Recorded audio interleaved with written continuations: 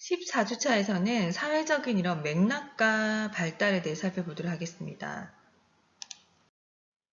자, 목차로는요, 자, 이런 사회적인 맥락에서 우리가 4가지 차원을 살펴볼 건데, 첫 번째가 가정에서의 맥락과 발달, 두 번째가 또래 관계와의 발달, 세 번째 학교 환경적인 맥락에서의 발달, 그 다음에 이제 미디어와 관련된 이런 발달적인 측면에 대해 살펴보도록 하겠습니다. 자, 이러한 사회적인 이런 맥락이 발달에 어떤 영향을 미치는지와 관련된 내용입니다.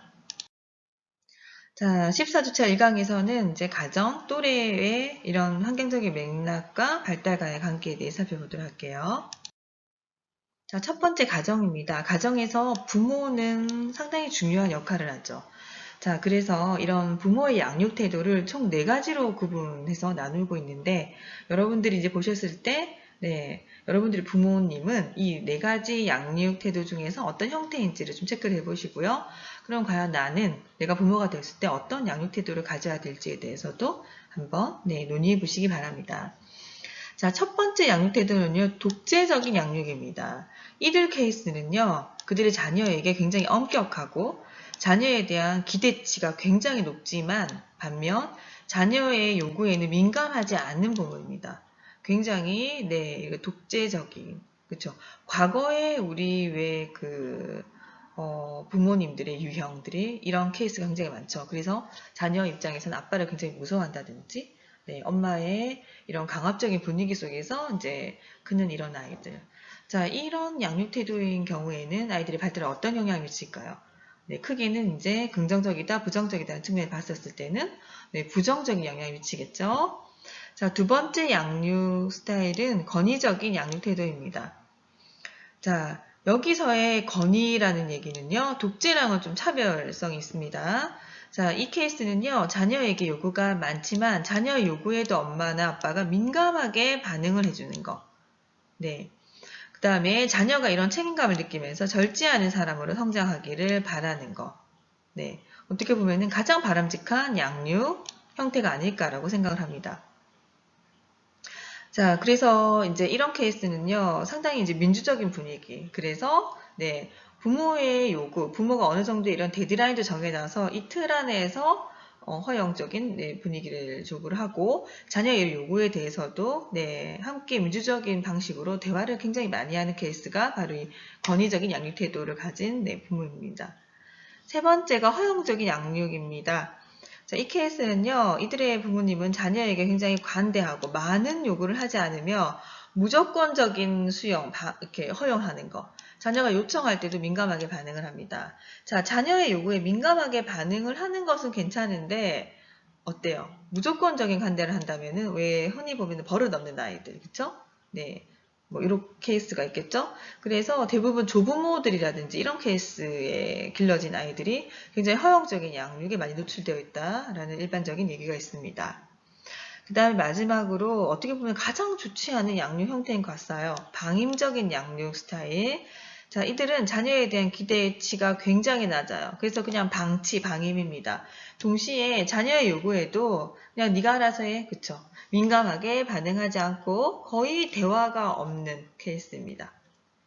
자, 이런 부모의 이런 양육 스타일, 양육 태도가 아이들의 자녀의 발달에 많은 영향을 미치겠죠. 자, 이러한 양육 태도, 양육 방식은 이런 아동의 심리적인 문제와 또는 학업 성취도 또는 사회적인 능력에 엄청난 영향을 미친다는 연구가 지금까지도 지속되고 있습니다. 자, 부모와 친밀한 관계를 유지할수록 학업 성취도나 사회성의 지수가 굉장히 높게 나타났다라는 외국의 연구 사례도 있고요. 특히나 아빠와의 이런 상호작용은 아동의 이런 인지 발달, 언어 발달에 긍정적인 영향을 미치고 이후에 청소년의 발달까지 도움을 주더라라는 게 2004년도의 최근 연구 결과에도 있네요. 자, 아빠들 좀 힘을 쓰셔야 되겠네요. 자, 두 번째, 이런 맥락적인 요인은 이제 형제 관계입니다. 자, 이것은 첫째는 동생이 태어나면서 모든 것을 공유해야 되는 굉장히 비극적인 경험을 겪는다. 엄청난 극도의 스트레스를 받는다고 하더라고요. 그래서 어떤 이제 학자는 이 첫째 아이가 둘째 동생을 눕는 이런 거의 심리 상태를 그 애인이 바람을 피는 심리 상태와 똑같다라고 비유할 정도로 굉장히 극심한 스트레스를 받는다고 합니다.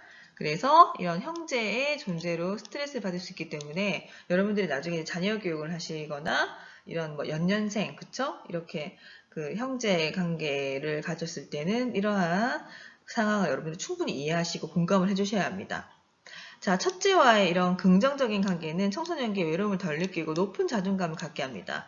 그래서 이 형제 간의 관계를 돈독하게 하는 이런 집안 분위기는 굉장히 아이들의 자녀의 발달에 중요한 요소가 됩니다. 자, 외동 형제 같은 경우는 형제가 있는 아동과 주관적인 안정감 또는 행복감, 삶의 만족도가 비슷했고 사회성이 좀더 높았으며 더 높은 교육 수준을 가지고 직업적인 성공도 이뤘다고 합니다. 자, 그렇기 때문에 외동이라고 해서 뭐 다 부정적인 건 아닌 것 같습니다. 자, 세 번째는요, 가족의 형태입니다. 자, 또 가족의 형태는 아이들의 발달에 어떤 영향을 미칠까요? 자, 맞벌이 가정이 뭐 최근에는 상당히 많죠. 그래서 맞벌이 가정이 형성되고 가족 형태가 상당히 많이 다양해지고 있습니다.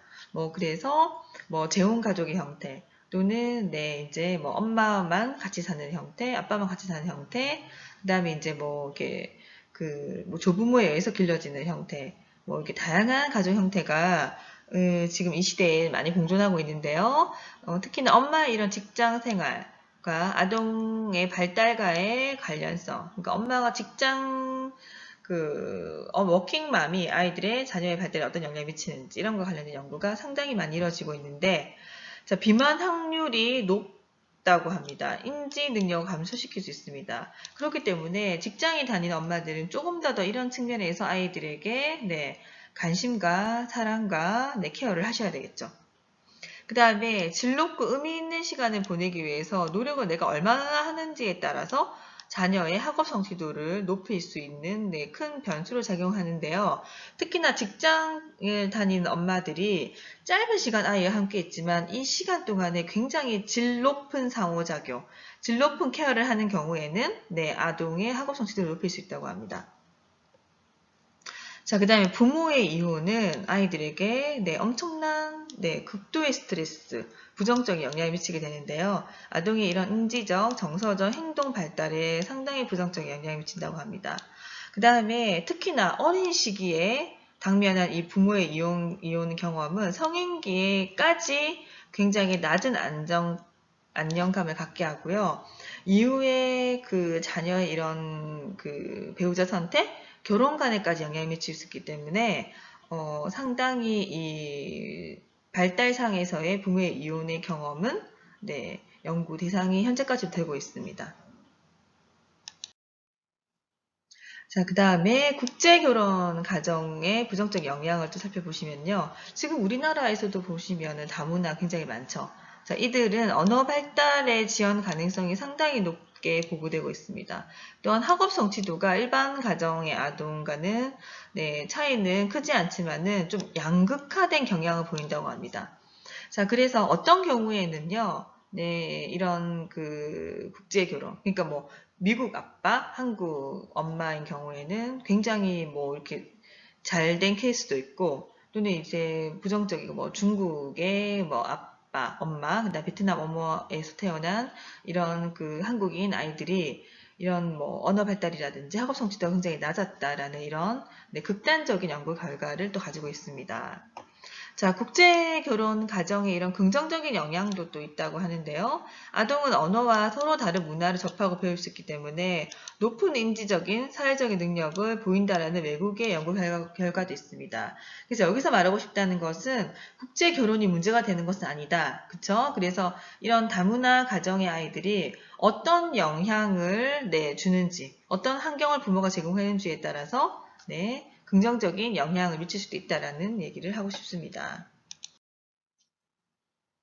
자, 두 번째는요, 또래 변인입니다. 첫 번째 또래 관계는요, 자, 유아기 만 3세부터 언어 발달이 굉장히 원활하게 발달하고 의사소통이 활발한 이 시기에 사회적, 인지적인 능력이 발달하면서 또래 관계가 이제 활성화됩니다. 그래서 이 또래와의 놀이 수준도 향상되는 것을 여러분 볼 수 있는데요. 그래서 유아기의 또래 관계를 살펴보는 것은 상당히 의미 있는 중요한 이슈가 될 것입니다. 자, 삐아제는요, 아동의 이런 놀이 형태를 세 가지로 나눴죠. 크게 세 가지입니다. 첫 번째가 기능놀이, 두 번째 가상놀이, 세 번째 규칙 있는 게임입니다. 자, 기능놀이 같은 경우는요, 감각운동 기능이 발달하면서 환경을 적극적으로 유아가 탐색하기 시작하면서부터 나타난 놀이입니다. 그 다음에 두 번째, 가상놀이. 가상놀이 같은 경우는 이제 아이들의 이제 상상력, 창의성과도 굉장히 관련이 있는 놀이인데, 유아기 만 3에서 5세 아동이 추상적인 사고, 또는 마치 뭐뭐인 것과 같이 하기 때문에 타인의 관점을 이해할 수 있는 조망 수용 능력, 그 다음에 언어 능력의 발달에 상당히 도움을 된다라고 보고되고 있습니다. 그 다음에 이제 좀 규칙이 있는 게임, 규칙이 있는 놀이를 하거나 자신들만의 새로운 규칙을 만들어서 규칙에 함께 맞게 노는 게임의 형태입니다. 자, 두 번째는 우정관계인데요. 우정관계는 친한 친구가 있다는 것은 특히나 청소년 시기에 심리적인 안정감과 상당히 밀접한 관련이 있습니다. 그래서 내가 단짝 친구가 있다. 그렇죠? 친한 친구가 있다, 없다에 따라서 이 청소년 시기에 이런 사회성, 심리적인 안정감, 자아존중감 이런 것들에 상당히 영향을 미치게 됩니다. 자, 이런 아이들인 경우에는요, 친사회적인 행동을 더 많이 드러난다라고 보고가 되고 있고요. 친한 친구가 없는 아동인 경우에는요, 이 청소년기에 이제 극심한 불안감, 우울, 강박증과 같은 약간 정신병리적인 증상을 또 보일 가능성이 높고, 학업 성적 또한 낮고요.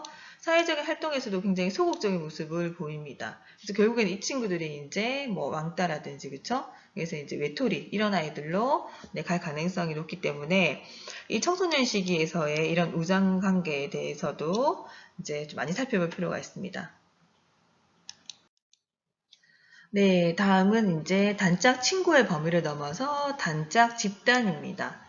자, 한 명의 친구가 아닌 소수의 또래 친구들과 관계를 유지하는 것을 우리는 단짝 집단이라고 하는데요. 이러한 단짝 집단 구성에 따라서 아동에게 긍정적, 부정적 영향을 미칩니다. 그러니까 여러분들 이게 친구 그룹이라고 표현하면 될 것 같은데, 이 친구 그룹이 전체적인 분위기가 이렇게 조금 학구적인 분위기인지 또는 이렇게 게임 중독이라든지 술, 담배 이런 문화권에 있는 부정적인 이런 친구 집단인지에 따라서 이 한 아동의 긍정적인 영향, 부정적인 영향에 상당히 많은 영향을 미친다는 거예요. 우리 왜 친구 따라서 강남 간다 이런 표현이 있는 것처럼 이 한 아동의 또래의 집단, 단짝 집단을 조사를 하면 이 친구의 현재 발달 상태, 이후의 발달 과업에 긍정적이냐 부정적이냐를 알 수 있다고 하는 얘기입니다.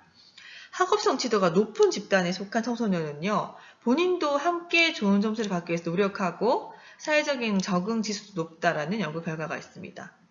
그 다음에 이제 비행을 하는 이런 집단에 속한 미국으로 치면 깽 집단 이런 청소년들은 대인관계 능력이 굉장히 부족하거나 또는 이제 같이 이제 사회적인 이제 불만의 깽 행동을 보이거나 사회적인 참여도 하지 않는다라는 연구 결과들이 지금까지 나오고 있습니다. 자, 그 다음 이성관계인데요. 이성관계는 청소년의 이성관계를 3단계로 코널리라는 학자가 나눴습니다. 이 코널리라는 학자의 단계를 보시면 첫 번째 이성 단계에서는 주로 만 11세에서 만 13세부터 시작되고요. 이때는 이성에게 호기심, 관심을 보이기 시작하는 단계. 그쵸. 이러다가 이제 좀 더 발전을 하면 2단계에서는요. 이성을 실제로 만납니다. 어울리기 시작하는 단계입니다. 그러나 진지하진 않고요. 오래 지속되지도 않아요. 그 다음에 이제 3단계에서는요. 고등학교 좀 졸업할 무렵의 연령의 시기고 성인기에 나타나는 좀 비슷한 이성관계의 양상을 보이는 시기고 서로에게 정서적인 도움을 주고 서로를 중요시하는 것. 그래서 내 남자친구예요. 딱 짝을 정해놓고 지속적인 이성관계를 유지하는 단계를 3단계라고 부릅니다. 자, 청소년 발달 단계에서 이런 이성관계에는 긍정적인 영향이 있다, 부정적인 영향이 있다. 두 가지 입장을 취하고 있는데요. 첫 번째 긍정적인 영향입니다. 자, 이성과 친밀한 관계를 갖는 청소년들은요, 오히려 자존감이 높고 자아존중감, 그 다음에 스스로를 매력 있는 사람이라고 느끼기 때문에 사회적인 관계망 또한 넓고, 네, 다양한 인간관계, 사회성 지수가 높다라는 연구 결과가 있습니다. 반대로 이런 청소년 시기에서의 이성관계는 오히려 부정적인 영향을 미친다라고 본 학자들은요, 이성관계로 인해서 늘 극심한 스트레스, 걱정, 받게 됨으로써 오히려 아이들이 정서적으로 부정적인 영향을 받는다. 우울감을 느끼거나 이후에는 또 낮은 학업 성취도를 보일 가능성이 높다라는 거예요. 우리나라 부모님들은 대부분 이런 부정적인 영향에 초점을 두기 때문에 이성교제를 억지로 못하게 하죠. 자, 그런데 이제 최근 트렌드에 따르면요. 이 시기에 긍정적인 이성 친구가 만들어서 이들에게 서로 긍정적인 영향을 미치는 거는 이 청소년들의 발달 과업이 상당히 중요한 이슈가 되고 있습니다. 자, 14주 2강에서는요, 학교 환경과 미디어에 대해서 살펴보도록 할게요. 첫 번째 학교 환경입니다. 첫 번째 교육 환경을 살펴볼 건데요. 교사와 학생의 이런 대화는 학생의 학습 능력에 굉장히 긍정적인 영향을 미칩니다. 그래서 일방적인 주입식 교육, 전달식 교육보다는 끊임없이 교사와 학생이 토론, 대화하는 이런 학습 환경을 만들어라 라는 얘기이고요. 교사의 이런 잘못된 언어 습관은 아이들의 부정적 영향을 준다.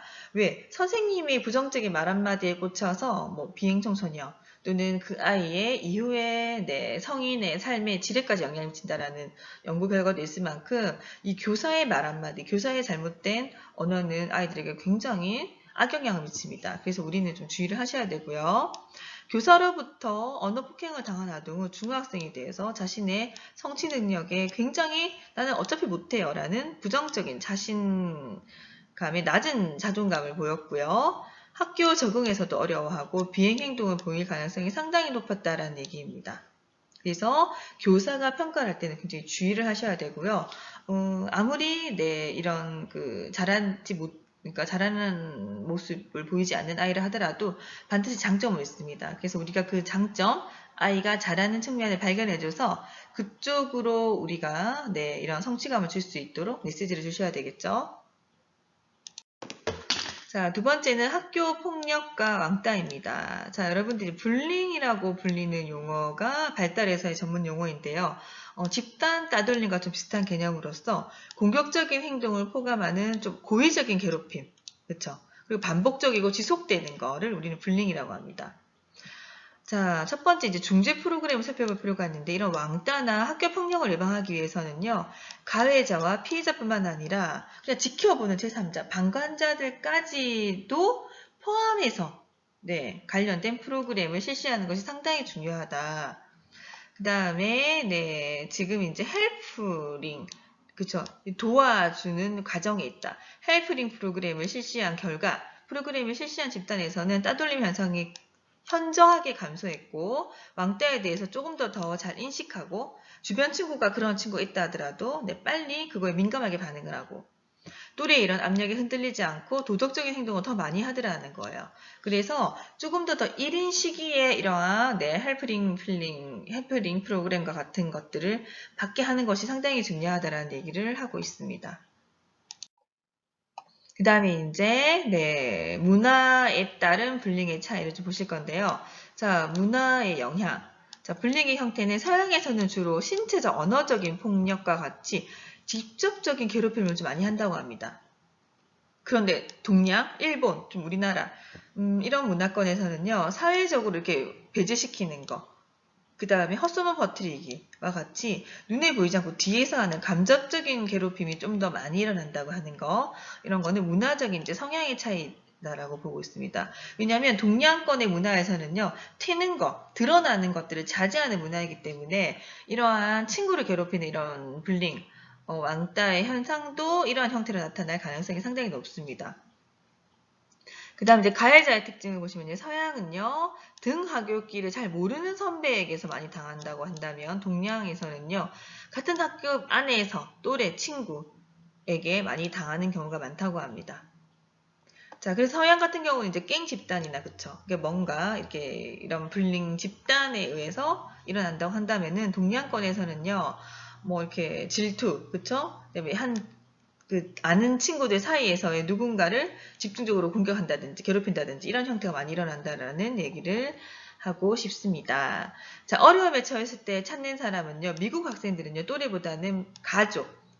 그만큼 가족 간의 이런 대화가 네, 활발하게 일어난다라는 문화적인 특성을 또 볼 수 있고요.